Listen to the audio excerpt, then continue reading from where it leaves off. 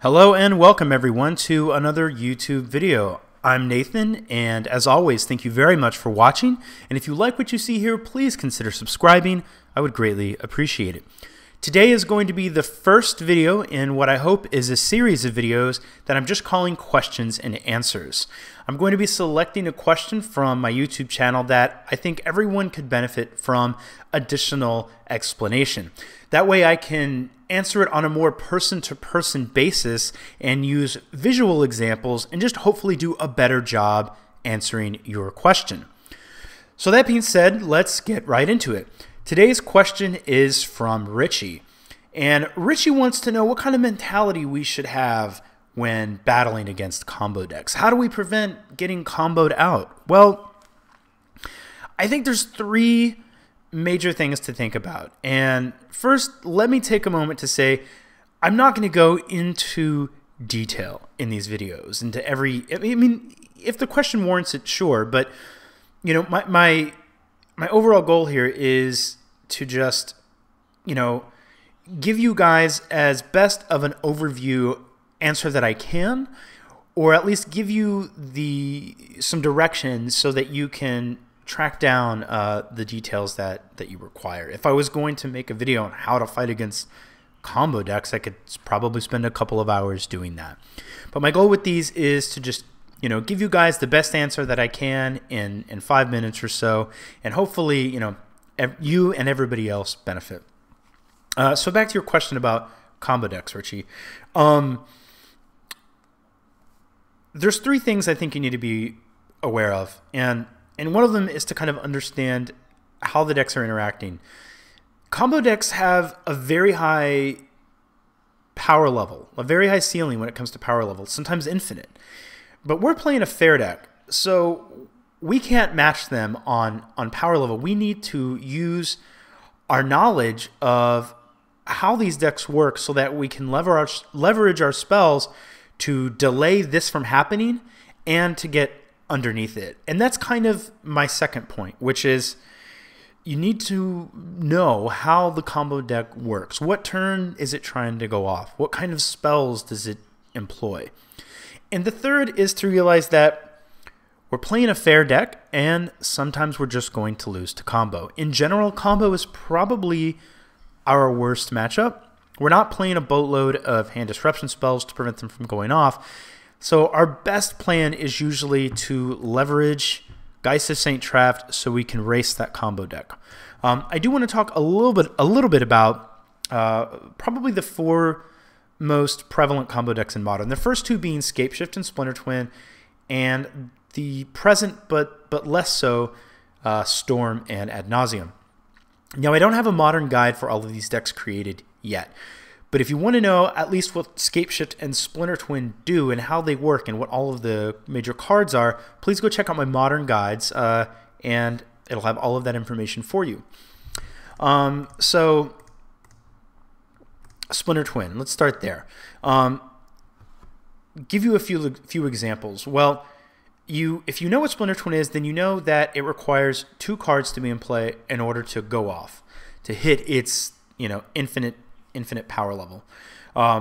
First, it has to have 3 mana in play so that it can play a Deceiver Exarch or a Pestermite. Additionally, it then has to have 4 mana in play so that it can enchant one of them with Splinter Twin. Now, we can use that knowledge in various ways. Let's assume, for example, that we're on the play. We lay our second land, pass the turn. We have a Snapcaster Mage and a Geist in hand. Well, we know that Splinter Twin employs Remand, so we want to best bait out a Remand and begin applying pressure as quickly as we can. So what we may do is go ahead and play that Snapcaster Mage on turn 2 and hope that the Twin player remands it.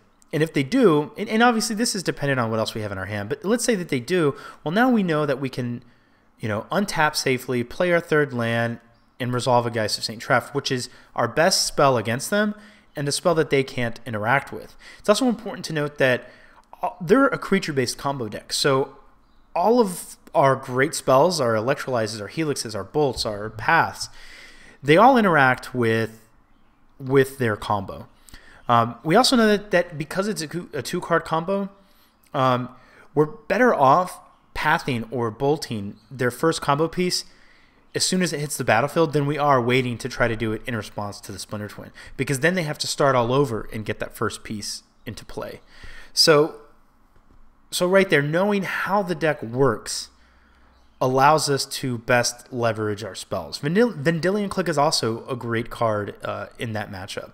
If we don't have a Snapcaster Mage, maybe we have a Clique and a Geist. Well, maybe rather than just go for resolving Geist on turn 3, maybe we go ahead and pass the turn back. Let them play their third land, see what they're going to do. Maybe they do nothing, they pass the turn back. We can go ahead and resolve a Clique at the end of our turn.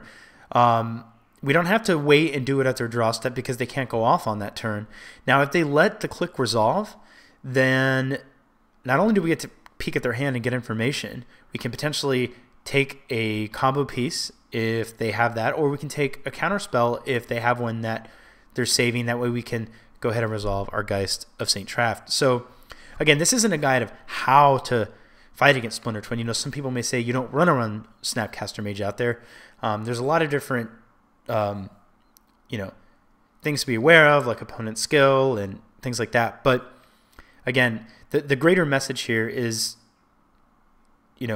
going back to those 3 points, realizing that if you just let the game go infinite and go long, just let the game go really long, you're eventually going to lose the combo. So against all combo decks, you need to try to kill them. You need to get under their combo. I would say fourth point, but maybe like an addendum to that second point, knowing how the deck works. It's also sort of, it's good to know like how dedicated to the combo that they are. And I'll give you an example, Splinter Twin versus Storm. Storm is trying to build a critical mass of spells and then play them all at once and go off and grape shot you to death. Splinter Twin isn't always as dedicated to the combo as Storm is. Plus, we can interact with it much more. So we can afford to play a slightly longer game with Splinter Twin, whereas Storm, we really can't do that. Talking a bit about Storm, it's important to know how that deck works, to know that, we need to bring in Wear Tear so that we can kill Pyromancer's Ascension. Knowing that it's better to let them get a counter on Pyromancer's Ascension before we Wear Tear it.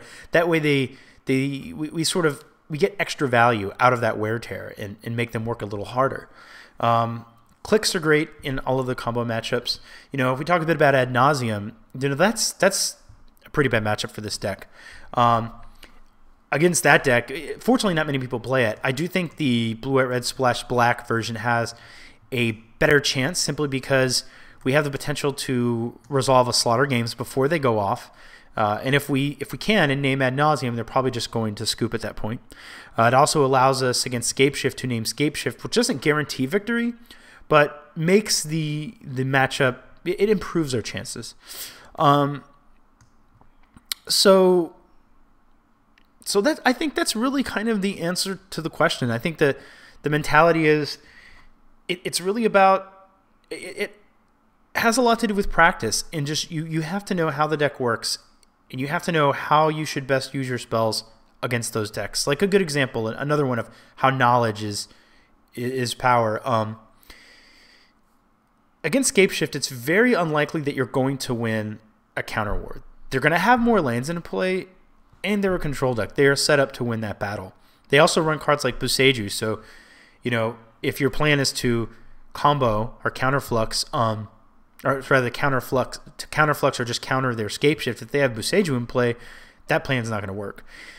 If your plan is to counterflux the Scapeshift, they're really good about knowing the fact that they need to have a remand in addition to their Scapeshift. That way, if you counterflux it, they can just remand Scapeshift and then replay it the following turn. So knowing that, by having that knowledge, that you have to, maybe not try to remand Scapeshift, but remand their mana ramp spells. That way you can slow them down. You need to get Geist in play and start, clocking them with him. That the burn is not going to be removal spells for their creatures, but you need to send it at their face. That the goal against Scapeshift is to race them and try to basically kill them before they can kill you, and use your creatures in your burn to do that, and use the counters that we do have just to try to slow them down, because you're probably not going to be able to win a battle fighting over the actual spell Scapeshift. So you also said, I hear that a lot of decks in Modern should either have the potential to win turn 4 or prevent your opponents from winning on turn 4. That's sort of like a very big blanket statement because, you know, people say in Modern that Modern is a turn 4 format. Not many decks actually win on turn 4. Some do, but, you know, Pod doesn't usually win on turn 4. Blue-Red mid-range doesn't win on turn 4. Affinity might win on turn 4. Splinter Twin might win on turn 4, but you know, even versions of Splinter Twin are less in on the combo than they used to be. There's a version of Splinter Twin known as All-In Twin, and all they do is try to assemble the combo. But a lot of versions of Splinter Twin now are a lot more tempo-oriented. There's also versions of Splinter Twin that run Tarmogoyf and really just threaten the combo. So, you know, I wouldn't say that that statement is necessarily true. I think what's more true is that by turn 4, the critical things in a game have probably already happened, and you have an idea of who is going to win, but not in all matchups. So just a quick recap. How do you battle against combo decks?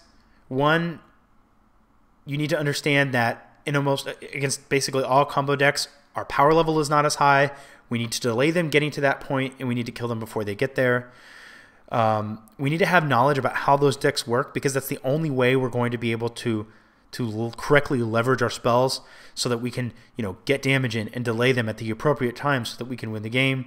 And 3, we just need to accept that we are playing a fair deck and combo is going to be a difficult matchup for us, you know, and that's just kind of the way it is. We could bring in a lot of hate against combo decks, but then we're probably going to weaken our matchups in other areas. And fortunately, if you don't count, you know, fortunately for us, the more difficult ones like in Storm and Ad Nauseam aren't as played.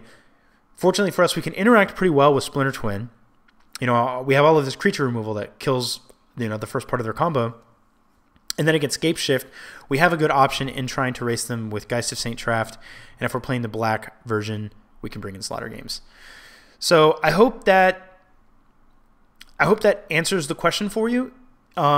If you know, this is my first video, it's my first attempt. So, you know, guys, let me know if you think this was helpful or not. Let me know if you think I need to go a little deeper on these questions. Again, you know, if the question that somebody has is very specific, it might be really necessary to go deep. But, you know, my real intent here is just to improve upon what I could do in a YouTube comment, and like I said, give you guys a more engaging, more person-to-person answer, and just hopefully do a better job answering than I would in a YouTube comment. So let me know how you guys think that that's working. Let me know if you guys like this kind of thing, because if you don't think it's that useful, you know, then I don't want to spend time making content that you guys don't want. But if you do, let me know, and I would love to do this, you know, on a weekly basis. That's kind of a goal that I have. I want to produce content on a more scheduled basis. So I'm kind of figuring out how I best might be able to do that. Okay, so as I said in the beginning of the video, guys, thank you for watching. If you like what you see here, please consider subscribing. I definitely will greatly appreciate it. And I hope to talk to you guys soon. Take care.